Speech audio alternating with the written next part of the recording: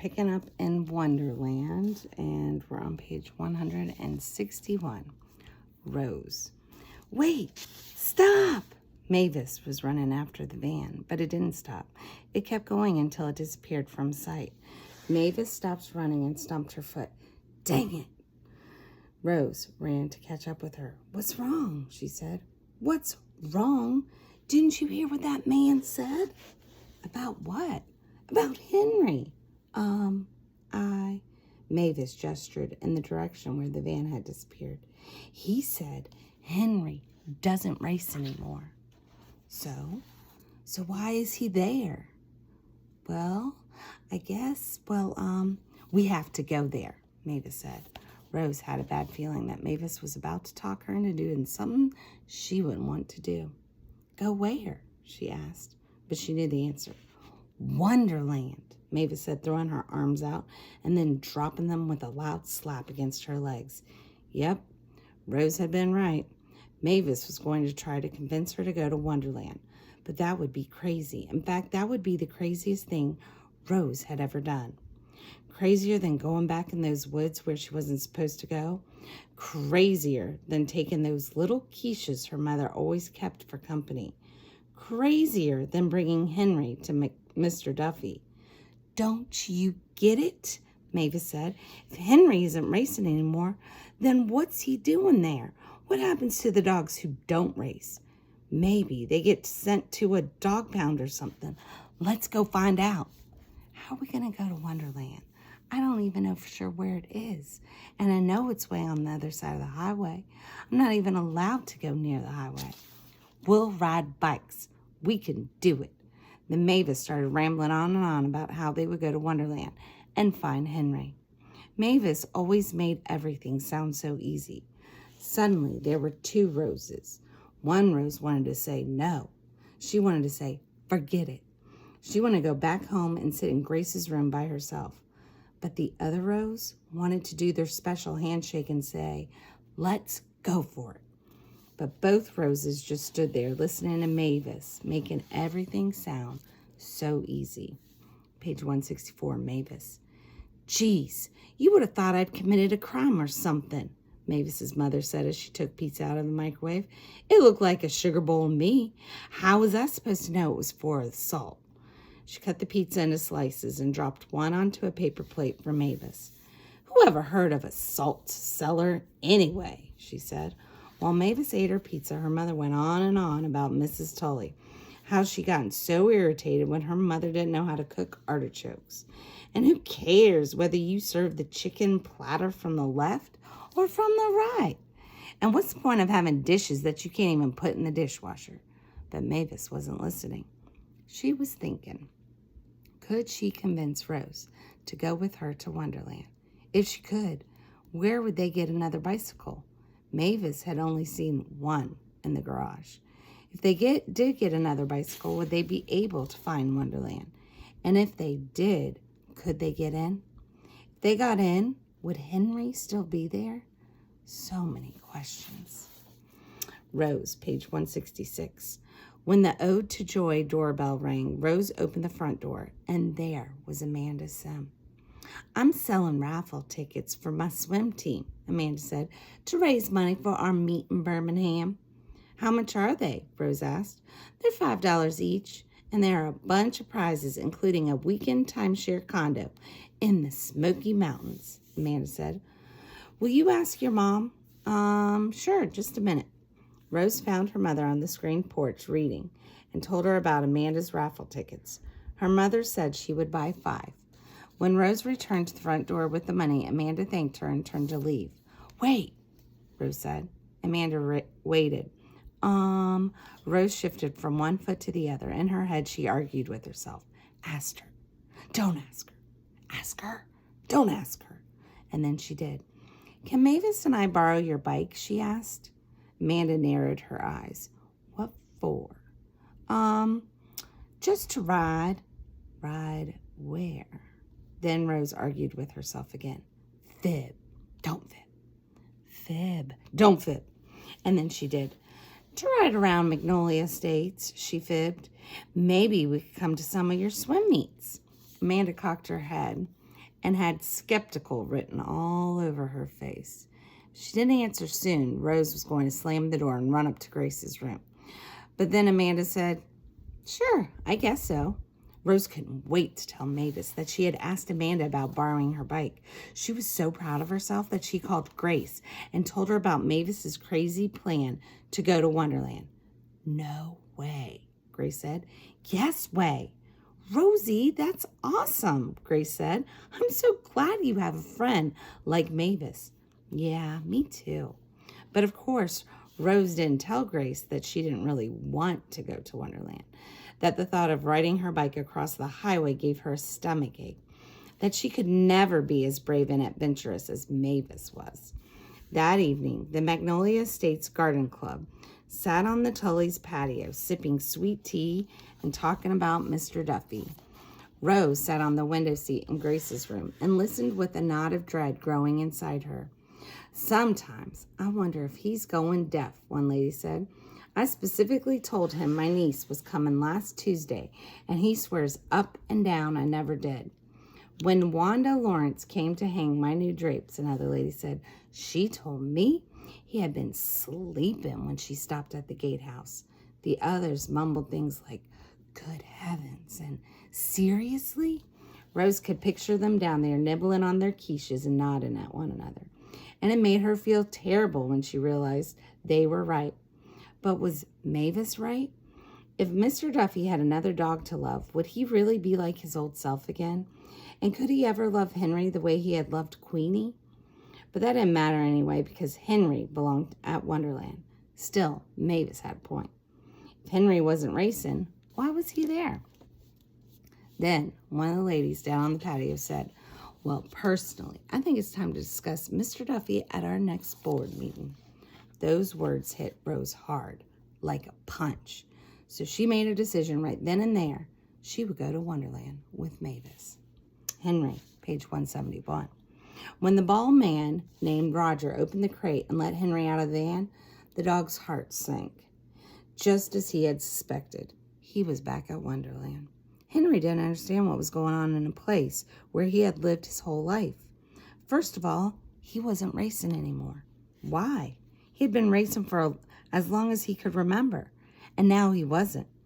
Maybe he wasn't quite as fast as he used to be. Maybe that bad hip of his made him limp sometimes. But still, racing was what he had always done. And now he wasn't. And second of all, he had been moved out of the kennels where he had always lived.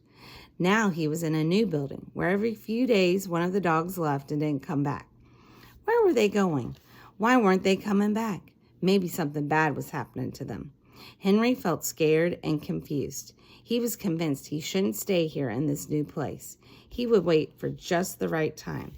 Then he would run away again. Mavis. It had been raining for 3 days. Mavis was bored. She and Rose had been to the gatehouse every day. Sometimes the three of them played cards, but most of the time they stared out at the rain, which left little rivers running along the edges of the streets of Magnolia Estates. The heat left the gatehouse windows cloudy with steam, and the air smelled like mildew. Mavis couldn't wait until she and Rose went to Wonderland. If only the rain would stop. And speaking of Rose, Mavis could hardly believe that she had convinced Amanda to let them borrow her bike. Such an un-Rose-like thing to do. But Mavis was a little worried that Rose might change her mind about going to Wonderland. The more it rained, the more Mavis worried. She also worried that if they waited much longer, Henry might be gone. Since he didn't race anymore, would he still be at Wonderland? And if he wasn't, where would he be? Mavis had never been a worrier, but now she was. Not as much as Rose, of course, but still. If only it would stop raining so she and Rose could go to Wonderland. Rose. Rose had two feelings twirling around together. First of all, she was feeling pretty proud of herself for asking Amanda if she and Mavis could borrow her bike. Maybe she really was getting to be more like Mavis, but twirling around with that feeling was another one. Guilt. Rose was feeling guilty that she didn't want the rain to stop. Sure, she had agreed to go to Wonderland, but now that she had committed to going, she wasn't feeling quite so sure. As long as it rained, she wouldn't have to actually do it. She could hang out in the gatehouse with Mr. Duffy instead. The problem with that, though, was that it seemed like he was getting grumpier every day. When Mildred Owings had called to complain about Mr. Duffy letting somebody selling magazine subscriptions into Magnolia Estates, he had practically hung up on her. Then he'd grumbled about her all morning. "That woman is so annoying she could make a preacher cuss," he'd said, not once but 3 times. When Darlene Badger had stopped by to take a look at his clipboard to make sure the guests for her barbecue were on there, he had handed it to her with a big humph. After she'd left, Mr. Duffy had said, "She thinks she can charm the dew right off the honeysuckle." When the rain didn't let up, Mavis got more and more impatient. "Maybe we should go anyway," she said. "Who cares about a little rain?" Finally, the day came. The rain stopped. The sun came out, drying up the puddles and making the raindrops on the dogwood tree beneath Rose's bedroom window sparkle like diamonds. Steam drifted up off the Tully's winding driveway, and Monroe Tucker showed up to mow the lawn. Rose knew Mavis would be waiting for her at the back door. That had been their plan, to meet at the back door as soon as it stopped raining. Rose tiptoed into the hallway and listened. Was her mother home? She hoped not. If her mother saw her taking her bike out of the garage, she would be suspicious. Rose never rode her bike. Suddenly, Miss Jeter came into the foyer with a feather duster singing. That was a good sign. Miss Jeter would never sing if Rose's mother had been home. So Rose hurried down the stairs, gave a quick wave to Miss Jeter, and went out the back door. Sure enough, there was Mavis. Rose hadn't even made it to the bottom of the steps when Mavis dashed toward the garage, hollering, "Get your bike! We're going to Wonderland." Mavis, page 178. Mavis couldn't remember the last time she'd had such an adventure. Once, back in Georgia, when Janelle Bolt was sleeping over, they had sneaked out of the house after her mother went to bed and gone up to the 7-Eleven to buy candy. But on the way back home, the cops had stopped them and told them that 2 little girls shouldn't be out alone so late at night. They had taken Jonelle and her home in their patrol car and then woken her mother up. Whew, boy, that had been a scene. No wonder Janelle never wanted to come over to her house again. But that had been nothing compared to this adventure. Amanda had agreed to leave her bike for them beside her garage. So now Rose and Mavis were walking the bikes through the woods on their way to the highway. Rose had a million questions, and Mavis had an answer for every one of them. How were they going to get across the highway? Easy. They'd walk along the edge until they got to a stoplight. How were they going to find Palmetto Road? No problem. There weren't that many roads in Landry. It shouldn't be hard. What were they going to do when they got to Wonderland? They'd find somebody in charge and tell them they wanted to see Henry. On and on and on. A million questions. Mavis led the way, pushing Amanda's bike through the woods, weaving in and out of prickly brush, and occasionally lifting the bike over fallen trees till they reached a clearing. There below a grassy ravine was the highway. Her insides swirled with excitement. But one look at Rose told her that Rose's insides were not swirling with excitement. Rose looked like she was ready to turn her bike around and head for home any minute. Mavis knew she had to act fast. "Come on," she said. "Let's ride down to where the stoplight is." Then she jumped on the bike and pedaled as fast as she could down the ravine and along the edge of the highway. Every now and then she glanced behind her to make sure Rose was following. "Hurry up!" she called to Rose, who was falling farther and farther behind.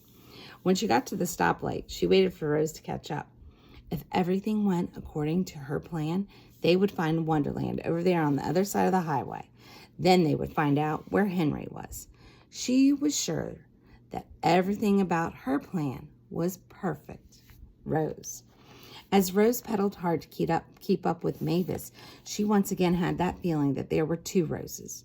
One was the scared Rose, scared to be riding her bicycle along the edge of the busy highway with cars zooming by so fast the wildflowers danced in the breeze when they passed. Scared that her mother was going to find out about this very un-Rose-like thing she was doing. Scared that even if they found Henry, and even if Henry needed a home, Mr. Duffy wouldn't want him and would be unhappy with her. Mr. Duffy had never been unhappy with her before. But then there was another Rose, a Rose who was thrilled with this wild adventure. A Rose who was as brave as her best friend Mavis. A Rose who wished her sister could see her right now. But when she finally caught up with Mavis and found herself crossing the busy highway at the stoplight, that second Rose quickly disappeared.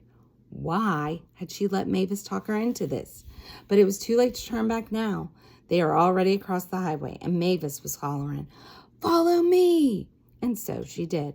She followed Mavis up one street and down another, through neighborhoods and small brick houses and tidy yards where kids playing in the street stared at them when they pedaled by, past a car repair shop, a tattoo parlor, a florist, and a barber shop, past Brookhaven Baptist Church and Patton Road Car Wash and Miss Banner's Daycare Center. And then they turned a corner, and suddenly Mavis squealed, "There it is!" Sure enough, looming ahead was a large sign reading, "Wonderland, Greyhound Park." Mavis let a whoop and motioned for Rose to follow her through the empty parking lot and right up to the entrance gate beside the ticket booth. Mavis jumped off her bike and jiggled the gate. Locked. Rose felt a wave of relief wash over her. "It's closed," she said to Mavis. "We should leave." "No way. There are people in there." Rose peered through the fence.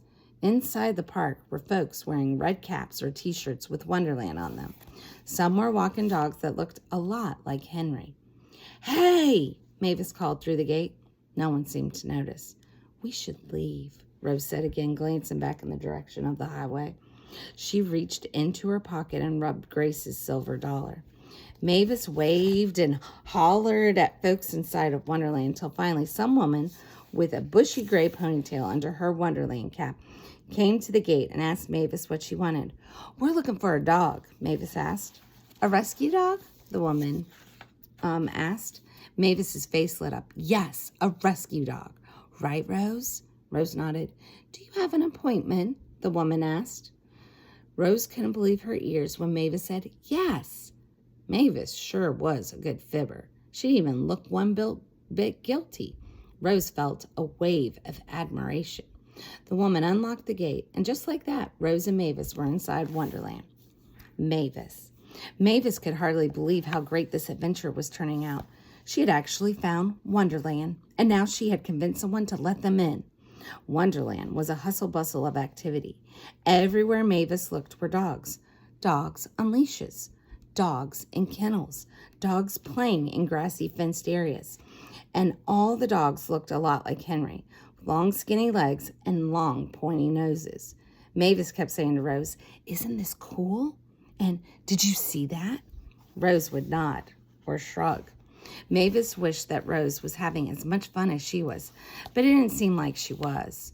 The woman with the bushy gray ponytail led them to a cinder block building. "Here you go," she said. Mavis leaned her bike against the building and went inside, motioning for Rose to do the same. Inside, the air was damp and smelled like dogs. Along each side were rows of kennels. Inside most of the kennels was a barking dog, a greyhound like Henry. At the end of each kennel was a small door that led to an outside kennel. Roger, the man who had picked Henry up in the van, was washing metal bowls. "Can I help y'all?" he said. "I don't have any appointments until tomorrow." "We're looking for a dog," Mavis told him. "Got an appointment?" Roger asked. Mavis couldn't think of a good fib, so she said, "We're looking for that white dog with a brown spot on his side." "Ah, y'all are the ones who found that rascal who ran off." The man dried his hands on his jeans. Mavis nodded. "His name is Henry. We found him, and he really loves us. But Mr. Duffy called to have him picked up. Right, Rose?" Rose nodded. Roger chuckled. "His name is Alabama Rocket Boy, and he's a naughty one." Alabama Rocket Boy? What kind of name was that for a dog? "Can we see him?" Mavis asked. Roger led them down the row of kennels. When they got to the last one, which was empty, Roger whistled. Sure enough, Henry came leaping through the little door from outside and darted over to the front of the kennel, wagging his tail and whining with excitement at the sight of Rose and Mavis. "Hey, Henry," Mavis said, stooping and putting her hand through the chain link for him to sniff. Henry wagged his tail so hard his whole body wagged. "He remembers us," Mavis said. Rose ran her hand along Henry's nose. Mavis told Roger how she and Rose had found Henry in the woods and taken him to Mr. Duffy. We wanted Mr. Duffy to keep him, but he said Henry belonged here. Well, if one of y'all wants a dog, you've come to the right place, Roger said. Old Rocket Boy here is ready for adoption. He is? Mavis turned to Rose. See? I told you. I knew it. Then she turned back to Roger and said, we'll take him. Rose gave her a wide-eyed look and said, but you can't just take him, Roger said. Mavis stood up. Why not? Roger told Rose and Mavis about the Wonderland Adoption Center. The dogs were greyhounds who had lived their whole lives right here at the racetrack. They had been trained to run since they were puppies. When they were ready to race, they lived in the race kennels. But by the time the dogs were 3 or 4 years old, they were too old to race anymore. Too old? Mavis said. Yep. They slow down like Rocket Boy. He nodded toward Henry. He's got a bum hip, too. A few years of hard racing will do that sometimes. What happens to them when they get too old? Oh, they're ready for adoption, Roger said.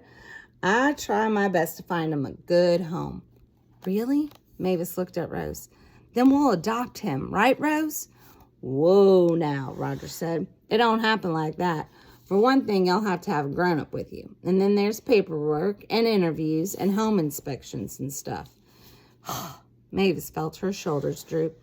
All her careful planning hadn't included this. Now what? How could she and Rose get Henry and Mr. Duffy together? Rose, page 190. Rose sat at the breakfast table thinking about Wonderland. She tried to keep her mouth from smiling, but she could feel the corners twitching, just dying to grin at the very thought of it. She could hardly believe she had actually done it. Ridden her bike across the highway, gone to Wonderland, gone inside Wonderland, and found Henry.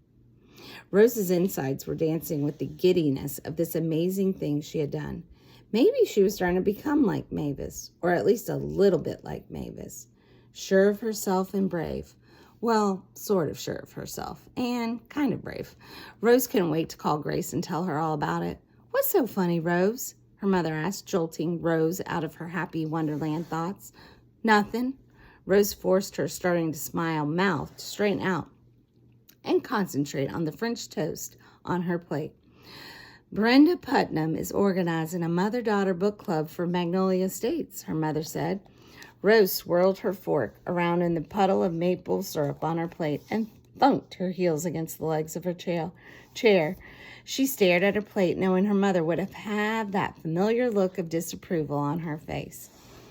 Are Mavis and Miss Jeter going to join? She asked. Her mother took a sip of grapefruit juice and said, well, of course not.